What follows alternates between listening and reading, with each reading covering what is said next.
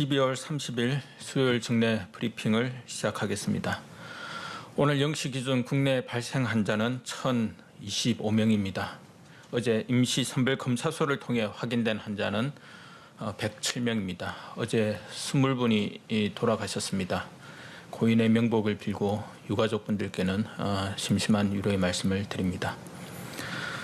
1,000명 내의 환자 발생이 2주 넘게 이어지고 있습니다. 급격한 증가 추이를 억제하고는 있으나 뚜렷하게 감소하는 사항은 아니라 지속 유지되는 국면이 계속되고 있습니다. 연말까지 길고 지난한 위기 사항이 계속되는 점 방역 당국자로서 안타까운 심정입니다. 환자가 감소하는 추세가 나타날 수 있도록 연말 연시 특별 방역 대책을 충실하게 이행하고 점검해 나가겠습니다. 방역 대응 상황에 대해 말씀드리겠습니다. 어제도 약 10만여 건의 검사가 이루어지며 대규모 검사를 계속 실시하고 있습니다. 전국 선별진료소의 의심 신고 검사자 수는 어제 약 6만여 명이었습니다. 수도권의 임시 선별검사소에서는 어제 약 4만여 명을 검사하였고 현재까지 약 59만 명을 검사하여 1,567명의 환자를 조기에 찾아내었습니다. 임시 선별검사소의 성과가 큰 만큼 운영기간을 기존 1월 3일에서 2주 더 연장할 예정입니다. 의료 대응 사항에 대해 설명드리겠습니다. 병상을 확충하고 배정과 운영을 효율화하여 수도권의 1일 이상 대기자는 크게 감소하여 현재 23명이 대기 중에 있습니다. 현재 전국적으로 생활치료센터는 6,700여 병상, 감염병 전담병원은 2,000여 병상이 가용하며 총 8,700여 명의 환자를 수용할 수 있습니다. 중환자 병상도 현재 전국 217병상, 수도권 120병상이 가용한 상황입니다. 특히 코로나19 중환자를 전담으로 치료하고 있는 병상은 현재 562병상을 보유하고 207병상이 가용합니다. 전담 치료병상이 대폭 확충됨에 따라 의료기관 자율신고에 의해 운영하던 중환자 병상은 12월 31일까지만 모니터링하며 이후 전담 치료 병상만으로 관리할 예정임을 알려드립니다. 최근 요양병원 시설에 대한 집단 감염 대응에 대해 말씀을 드리겠습니다. 먼저 요양병원 시설, 정신병원 등 감염 취약시설에 대한 선제검사를 지속 실시하고 있으며 어제까지 약 6천여 기관 약 20만 명에 대한 검사를 실시하여 30명의 환자를 확인하였습니다. 또한 집단 감염 발생 이후 현장 대응 조치를 강화하고 역학조사와 환자분류, 의료 자원 동원을 더욱 유기적으로 연계하여 감염 확산을 방지하겠습니다. 오늘부터 중수본 내에 긴급 현장 대응팀 3개 팀을 구성하여 운영하며 요양병원과 시설 내에서 집단 감염이 발생하는 경우 방대본 현장 대응팀과 합동으로 현장을 방문하여 신속한 소동 대응을 통해 확산과 피해를 최소화하고자 합니다. 고령자가 많고 감염에 취약한 요양병원과 시설은 초기에 빠른 계획과 조치가 필요한 만큼 중앙정부 차원에서 개입하여 지자체와 해당 병원에 필요한 자원을 제공할 수 있도록 하겠습니다. 최근 집단 감염이 발생한 서울 구로미소들 노인 전문병원에 대한 대응 사항을 말씀드리겠습니다. 총 180명의 감염 환자가 발생하여 이 가운데 143명을 전원 조치하였고 현재 37명의 감염 환자가 남아있으며 비확진자는 246명을 전원 조치하여 92명이 현재 남아있습니다. 이들 129명에 대해 클린존, 오염존 등으로 구분하고 병원 내에서 동일 집단 관리를 하고 있으나 감염 관리가 적절히 되지 못하고 감염이 확산되는 문제가 우려되었습니다. 이에 해당 병원에 남아있는 37명의 확진자는 모두 전원시킬 계획이며 비확진자 92명은 병원에서 계속 관리하되 이를 위한 의료 인력 34명을 지원할 계획입니다. 코로나19 대응을 위한 간호 인력의 확충과 지원 방안에 대해 말씀드리겠습니다.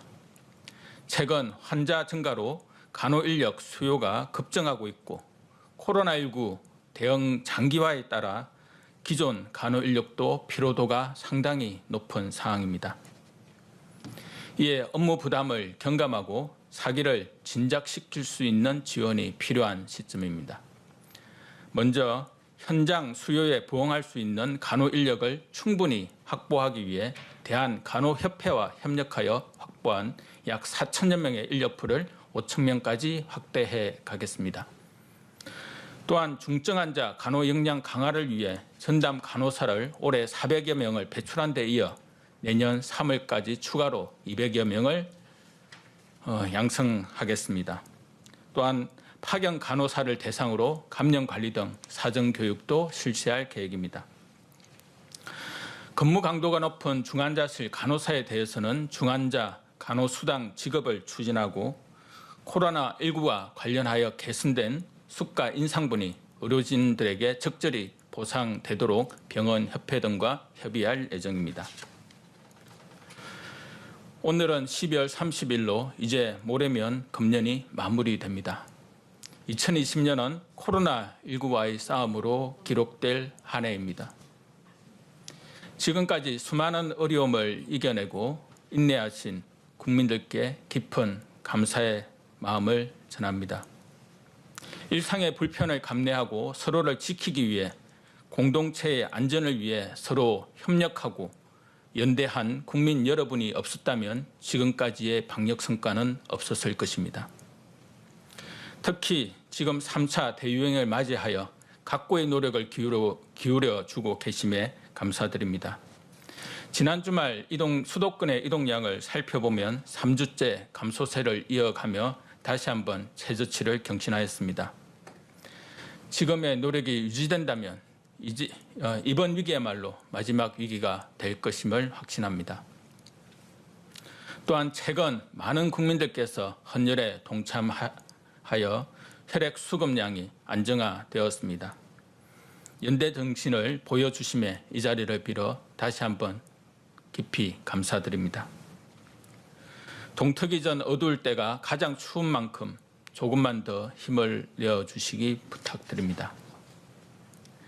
생업의 피해와 생계의 어려움을 정부도 잘 알고 있으며 현 상황을 무겁게 받아들이고 있습니다. 정부는 3차 확산에 대응하여 총 9조 3천억 원의 맞춤형 피해 지원 대책을 마련하였고 1월부터 신속하게 지원할 예정입니다. 앞으로의 대응 과정에서도 정부가 버팀목이 되어 경제적 어려움을 이겨내실 수 있도록 노력하겠습니다. 또한 국가적 위기 상황에서 감염병 대응과 피해 지원 대책을 마련해 주신 국회에도 감사드립니다. 현장에서 사투를 벌이고 계신 의료진과 방역 인력에 대해서는 존경의 마음을 전합니다. 지금까지 중수본을 통해 파견된 의료 인력만 7천여 명이며 또 현장에서 셀 수 없이 많은 의료진들이 고군분투하셨습니다. 특히 지금도 감염병 대응에 매진하고 있는 공공병원의 의료진과 공중보건의사, 군의관들의 헌신은 꼭 기억되어야 할 것입니다. 올여름 맹렬한 더위 속에서 방호복을 입고 탈진할 때까지 검체를 채취하고 환자를 돌본 여러분의 노고를 우리 모두는 잊지 못할 것입니다. 군과 지자체 공무원분, 경찰과 소방 공무원분들의 헌신에도 깊은 감사를 표합니다. 주어진 임무를 묵묵히 수행해 주신 분들이 없었다면 지금까지의 위기를 헤쳐나오기는 힘들었을 것입니다. 졸업하자마자 대구로 배치된 국군 간호사관학교의 60기 신임 장교들, 최근 생활치료센터로 투입된 62기 생도들뿐 아니라 역학조사 지원을 위해 파견된 특전사 분들까지 군의 노력은 모두 우리에게 깊은 인상을 남겼습니다. 몸과 마음이 더 지치고 힘든 와중에서도 지역사회로의 확산을 차단하기 위해 방역 사각지대를 조금이라도 줄이기 위해 떼어주신 수많은 공무원분들의 수고에도 감사의 말씀을 드립니다. 코로나19와의 긴 대응 과정에서도 국민들께 정확한 정보를 안내하는 등 정부와 국민들 사이에서 각오 역할을 해주신 언론계 모든 분들께도 감사드립니다. 선별진료소와 임시선별검사소, 검역소, 보건환경연구원, 또 병원과 생활치료센터 등 셀 수 없이 많은 방역과 의료의 최일선에서 두려움을 이겨내고 싸워주신 분들이 계셨기에 수많은 생명을 지켜낼 수 있었다고 생각합니다. 그리고 이 싸움은 아직까지 진행형입니다. 이처럼 올 한 해 코로나19 대응을 돌이켜보면 우리 사회의 각계각층이 하나같이 모두 힘을 모았음을 알게 됩니다. 아직까지 위기의 파고가 높고 모두 지치고 힘든 상황이지만 극복의 실마리가 조금씩 보이기 시작하고 있습니다. 어느 작가가 이야기한 것처럼 희망이란 땅 위의 길과 같은 것으로 하나 둘 함께 걷는 사람이 많아지다 보면 그것이 곧 길이 될 것입니다. 우리는 함께 걸어가는 이들이 많음을 알고 있습니다. 새해에는 1분기부터 백신 도입이 예정된 만큼 이번 위기만 이겨낼 수 있다면 코로나19와의 싸움도 성기를 잡을 수 있으리라 기대합니다.